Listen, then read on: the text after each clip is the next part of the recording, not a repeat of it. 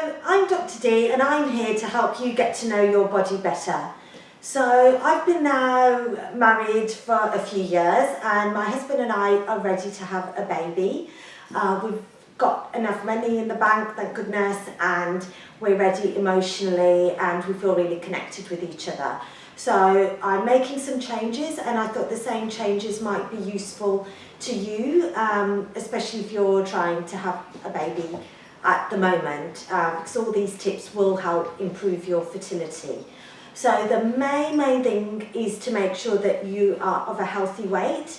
So studies have shown that women that are overweight, so basically having a body mass index of over 25, that it takes them twice as long to get pregnant as somebody that's of a healthy body weight. And actually this is something that I didn't know myself, but if you're underweight, so your BMI is under 19, that can actually take much longer to get pregnant because it basically affects your periods and when you ovulate. So it's really important from now to start eating healthy, eating lots of fruit and vegetables, really cutting back on junk food, chocolates, McDonald's, all that kind of stuff, because that's not really providing your body with the nutrition it needs to maintain the pregnancy. And that then brings me on to the importance of folic acid supplements. So you can either get these just by themselves, folic acid, generally the dose would be about 0.5 milligrams, or you can have them as a pregnancy multivitamin, whichever you find easiest for yourself. And the importance of that is there's something called neural tube defects, which are basically a problem at the bottom of the spine, such as spina bifida. And obviously we don't want that to happen in the baby, and folic acid is really important to ensure that the baby develops well when you are pregnant. So the recommendations are that you start taking this a month before you become pregnant, and obviously most women aren't going to know that. So I'd say as soon as you feel ready that you're going to be trying for a baby, or obviously you're not on the pill, then we do recommend that you take folic acid every day. Now the other things obviously that people have a lot of are alcohol. Alcohol, too much of that can definitely affect your fertility. If you end up needing IVF, the clinic will advise you to really cut back to the level of 1 to 2 drinks a week. And especially once you become pregnant, the recommended amount is to have no alcohol, just because we haven't yet done a study for the entire life of a child to know the exact true amount of alcohol that's safe for pregnancy. So some studies have said that you could have half a drink 4 times a week, but other studies are saying actually no amount safe. So I think really it's best to start cutting back on alcohol as soon as you know you're ready for a child.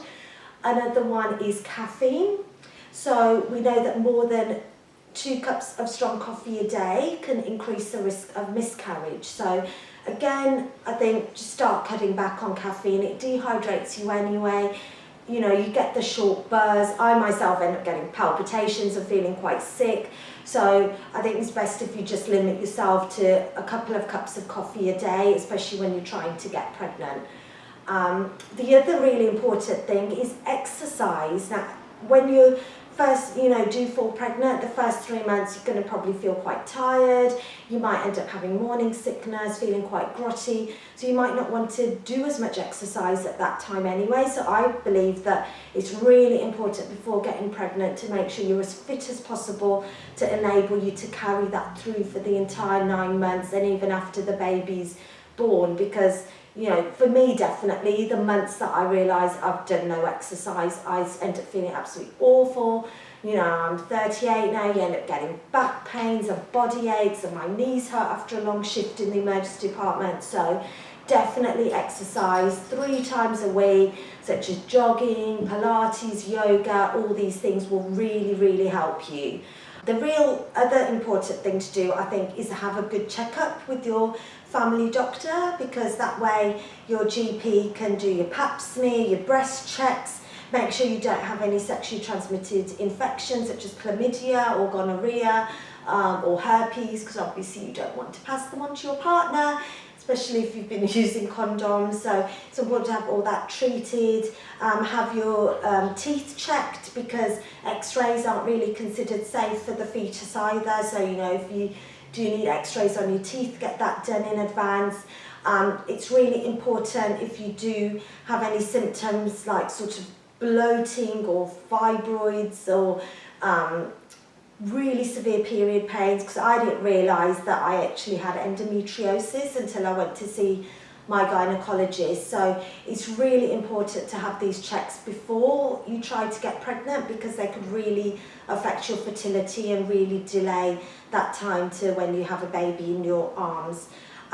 Also make sure your vaccines are all up to date, because obviously we don't want to infect a pregnant woman with things like measles or chicken pox. Whooping cough is also really dangerous for babies, and because some parents are choosing not to vaccinate their kids, there's a resurgence of these awful diseases that are preventable. So please make sure your vaccines are up to date. And also I want to say, please make sure that you're not too stressed. Now, I find that at times, you know, stressed from work, had a bad day, and I really do sometimes take it out on my husband, which isn't very nice.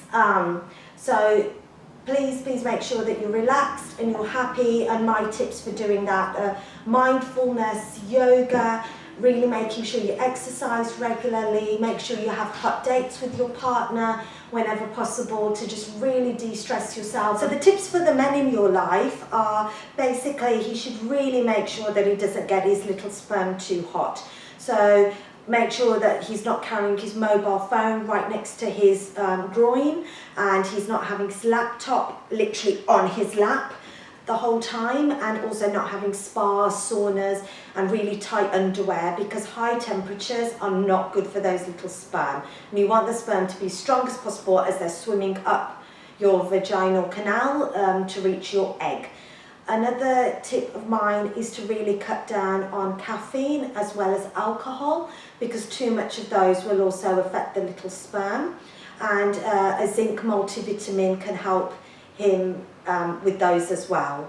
Now, in terms of how often you should be having sex, I would advise that you have sex 2 to 3 times a week. Now, the reason for that is there's only a fertile window of about 3 to 4 days when the egg is actually released, and that's the time you can get pregnant each month.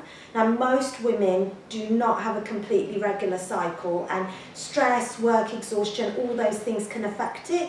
So by having sex 2 or 3 times a week, apart from making your partner very, very happy, will also mean that, you know, you have that spark in your relationship, and it also ensures that whenever that egg pops out, there are some healthy sperm out there for the egg to join with and make a little baby. So that is the goal.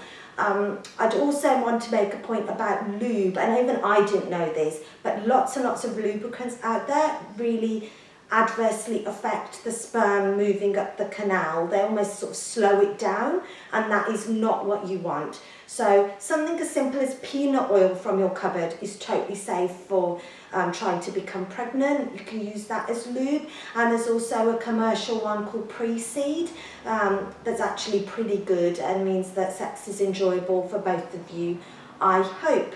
And that's all for now. So if you found all this useful, please subscribe to my YouTube channel, and obviously you can message me through my Facebook and Twitter as well. And the links are all below, as is the link to my Dr. D website for more info. Okay, see you next time. Bye.